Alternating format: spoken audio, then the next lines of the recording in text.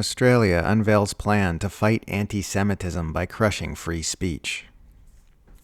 As Australia's dear friend Israel announces its plan to move Gaza's entire population into concentration camps to prepare them for deportation and murder them if they refuse, the Australian government is laser-focused on tackling the problem of, you guessed it, anti-Semitism.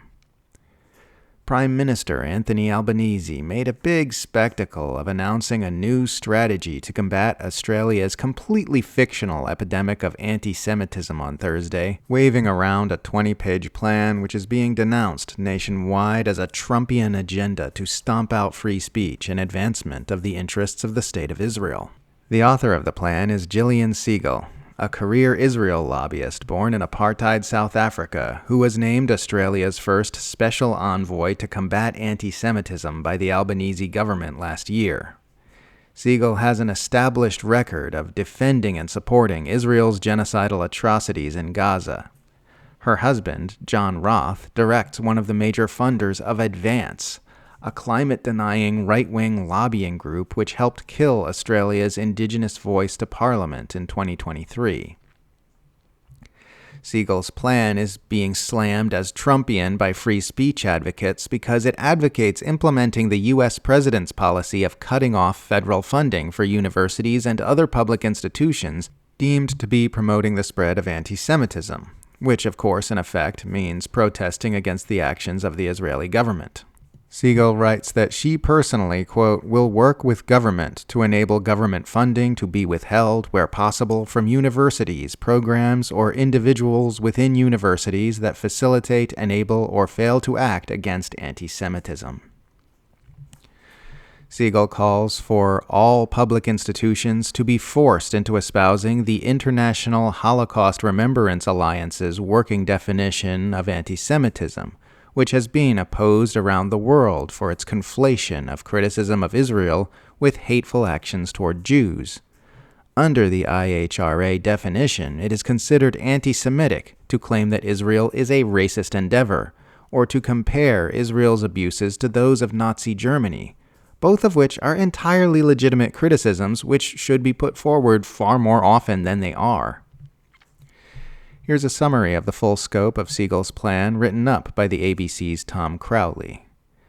Education, a greater role for the envoy to resource and educate the community, schools, businesses, and public institutions about anti-Semitism and to embed an understanding of anti-Semitism in law enforcement, government agencies, and the school curriculum. Universities.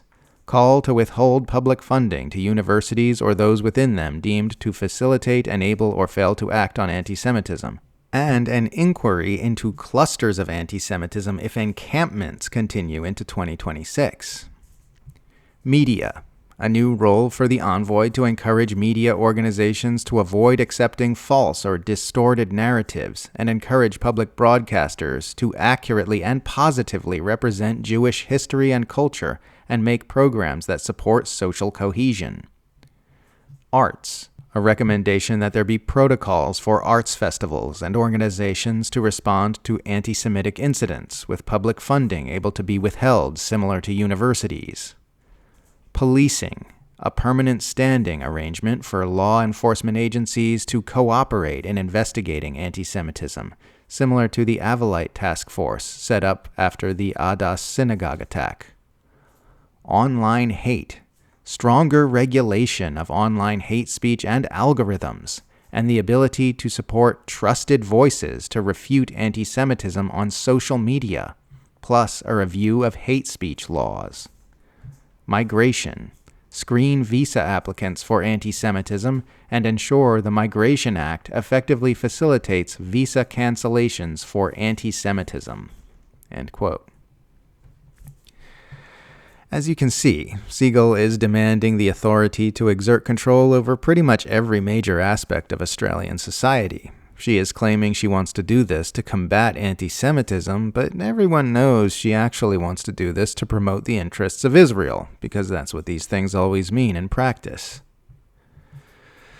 Segal's plan claims that manipulated narratives in the legacy media are driving anti-Semitism, and accuses the Australian press of misinformation, asserting that, quote, publicly funded media organizations should be required to uphold clear editorial standards that promote fair, responsible reporting to avoid perpetuating incorrect or distorted narratives or representations of Jews. Siegel says that under her plan, she will, quote, monitor media organizations to encourage accurate, fair, and responsible reporting, and assist them to meet their editorial standards and commitment to impartiality and balance, and to avoid accepting false or distorted narratives, end quote. Asked on the ABC on Thursday to list some of the changes that she would make to the reporting of public news broadcasters, Siegel adamantly refused to give a single example, despite being repeatedly pressed to do so by the ABC's Sarah Ferguson. The following morning, Siegel was interviewed on the ABC's Radio National Breakfast and pressed on the same issue, where she finally relented and gave one single example of absolutely breathtaking ridiculousness. Here's what she said. She said, 6 months ago or so, the ABC ran a story repeatedly about a hospital in Gaza that had been bombed, and there was incomplete information, as there is only perhaps information emanating from Hamas, but it was alleged to be the ABC reporting as fact that it had been bombed by Israel. And then horrified people were upset, and the Jewish community was looked at with disgust and worse. And then it turned out indeed that it was not bombed by Israel, and it had been fired from Gaza itself, and it had been a bomb that had fallen short. Siegel appears to be referring to one of the early bombings of the Al-Ali Arab Baptist Hospital, which occurred not 6 months ago, but in October of 2023. Israel and various Western institutions claimed the hospital was accidentally bombed by Palestinian forces, while analysts like Forensic Architecture say the attack came from Israeli forces, accusing Israel of peddling misinformation about the strike. Since that time, Israel has deliberately demolished Gaza's health infrastructure with hundreds of attacks on healthcare facilities, and the Al-Ali hospital has been bombed no fewer than 8 separate times. Siegel's one and only example is a perfect illustration of the kind of extreme bias she wants to impose upon Australian consciousness, which obviously has no place in a free society. The fraudulent anti-Semitism panic in Australia has been reinvigorated by 2 events last week that were seized upon with shrieking hysteria by the mainstream press, none of which showed any signs of an anti-Semitism crisis in our nation. As Paul Gregoire explains for the Sydney Criminal Lawyers blog, Australia is being whipped up into a frenzy by the conflation of one incident in which a Sydney man set fire to the doors of a Melbourne synagogue with a different and completely legitimate act of anti-genocide activism. The synagogue attacker is yet another story of a shady individual with no known record of anti-Semitic ideology or pro-Palestinian sentiment, perpetrating an apparent anti-Semitic attack following a long stretch of supposed anti-Semitic incidents which turned out to have been staged by organized crime operatives with no ideological motive. This one dubious story of a man committing an actual crime against an actual Jewish place of worship has been obnoxiously mentioned in the same breath as another unconnected incident by the entire Australian political media class all week.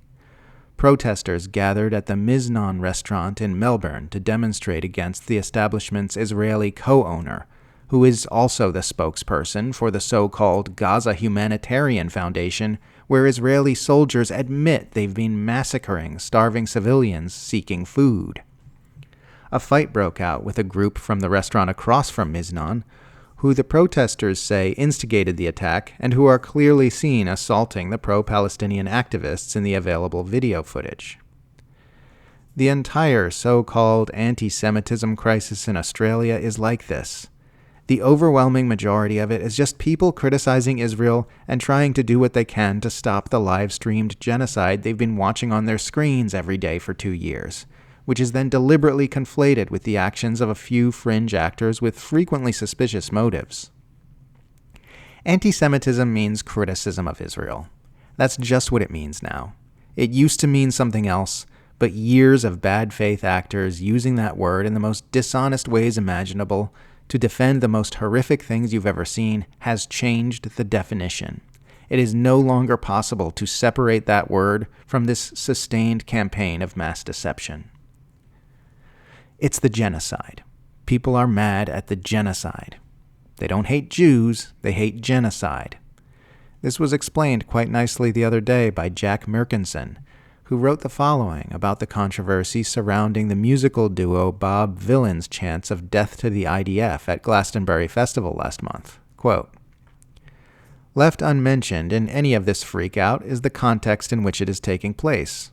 Why was Bob Vylan talking about Palestine right now? Why was a giant crowd of people so receptive to these comments? Why has this become such a totemic issue? The answer will not shock you. It's because Israel has been committing genocide in Gaza for nearly 2 years. That's it. That's why. People don't like genocide, and when they see a country committing genocide, they stop liking that country so much. If the genocide ended, a lot of people would be less mad at Israel than they are right now. This isn't rocket science. But, and this is the crucial thing, because our world's leading politicians and media outlets fundamentally don't see opposition to the genocide as a legitimate viewpoint to hold, they can't quite comprehend what is happening all around them." End quote. That's it. It's the genocide, stupid. That's all this has ever been about. I wish I could force every pundit, politician, and journalist in Australia to listen to these words.